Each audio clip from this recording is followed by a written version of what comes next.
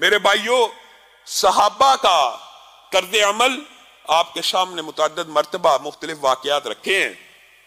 آج چند ایک ایسے بھی رکھنے ہیں جو پہلے آپ نے نہ سنے ہوں. عمران بن حسین ایک مرتبہ رسول اللہ صلی اللہ علیہ وسلم کی حدیث بیان کر رہے ہیں اور حیا کے فضائل بیان کر رہے ہیں. آپ کو پتا ہے حیا ایمان کا حصہ ہے. حیا چیز کو مزین کرتی ہے. حیا حسن اور حیا خوبصورتی میں اور انسان کی شخصیت کو ڈیولپ کرنے کا کردار ادا کرتی ہے. ہمارے معاشرے میں اس سے الٹ ہے. اور یہ بچہ یار بڑا اس کے اندر کانفیڈنس کی کمی ہے. یہ بچوں کو بھی بے حیا بنانے کی پلاننگ ہمارے معاشرے میں کی جاتی ہے. جو حیادار ہے بجائے اس کے کہ اس کو پرموٹ کیا جائے، اس کی حیا کا لاج رکھا جائے، اس کے اندر حیا کی جو اللہ تعالیٰ نے صلاحیت پیدا کی ہے اس کے اوپر اس کو شاباش دی جائے. نہیں، اس کو برا بلا کہا جائے گا، اس کو احساس کمتری کا کہا جائے گا، اس کو کانفیڈنس میں کمی کا.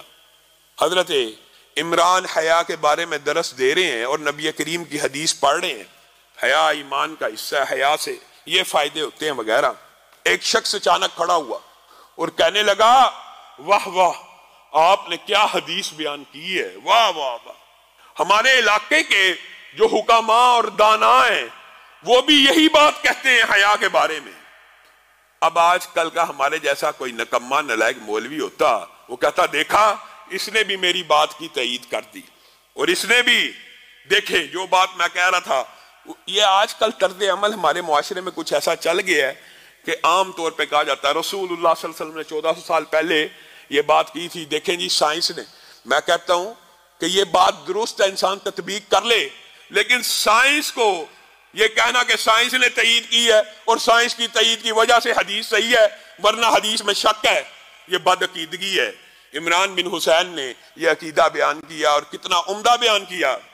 کہا میں تجھے رسول اللہ صلی اللہ علیہ وسلم کی حدیث بیان کرتا ہوں اور تو مجھے کہتا ہے کہ حکماء بھی یہ کہتے ہیں. میں تجھے کوڑے لگاؤں گا. دنیا کے ہر شخص کا قول اگر پیش کیا جائے گا تو رسول اللہ کی حدیث کے سامنے پیش کیا جائے گا. تو رسول اللہ کی حدیثوں کی تصدیق امتیوں کے قولوں سے کرنا چاہتا ہے؟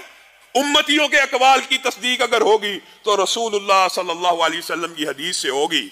اسی طرح حضرت عمر کے دور میں ایک صحابی رسول ہیں، وہ بھی حضرت عمر کے پاس آئے اور آ کے فتویٰ لیا.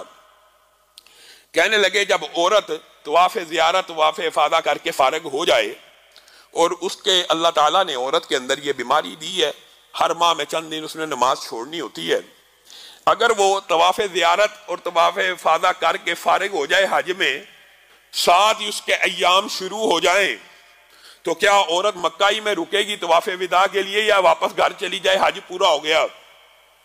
حضرت عمر کچھ دیر خاموش رہے اور سوچ کے قیاس اور اجتہاد سے جواب دیا کہ اس عورت کو چاہیے کہ وہ مکہ میں ٹھہر جائے اور جب اس کے ایام ختم ہو جائیں اس کے بعد وہ طواف وداع کرے اور پھر گھر کو لوٹ جائے. اب وہ بھی صحابی رسول ہیں جو سوال کرنے والے ہیں اور حضرت عمر آپ کو پتہ ہے خلیفہ راشد ہیں. وہ کہنے لگے عمر آپ کو غلطی لگی، آپ کو ٹھوکر لگی، آپ نے خطا کی. میں نے کیا غلطی کی؟ مجھے کیا ٹھوکر لگی؟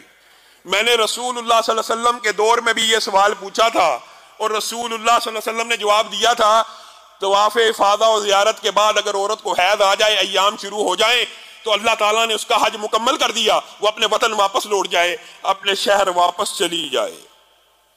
آپ کچھ اور فتویٰ دیتے ہیں، رسول اللہ صلی اللہ علیہ وسلم نے کچھ اور فتویٰ دیا. اب بتائیے. حضرت عمر نے کہا میں تجھے بتاتا ہوں. ایک ساتھی کو حکم دیا کوڑا لے کے آؤ.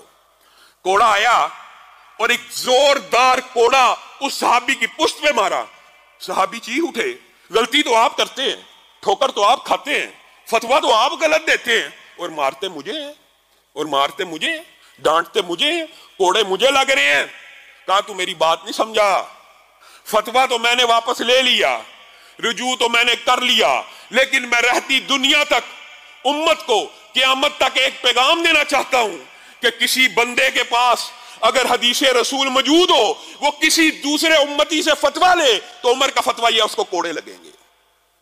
آپ اور میں کس بات کی مولی ہیں؟ ہمارے پاس حدیثیں بھری پڑی ہوں گی، بخاری شریف موجود، مسلم شریف موجود، پھر بھی ہیلے بہانے کر رہے ہیں، نہیں اس حدیث کا یہ جی تحقیق کے مطابق ہی نہیں ہے جی، یہ اس کے اندر کچھ سائنسی حقائق درست نہیں ہے جی،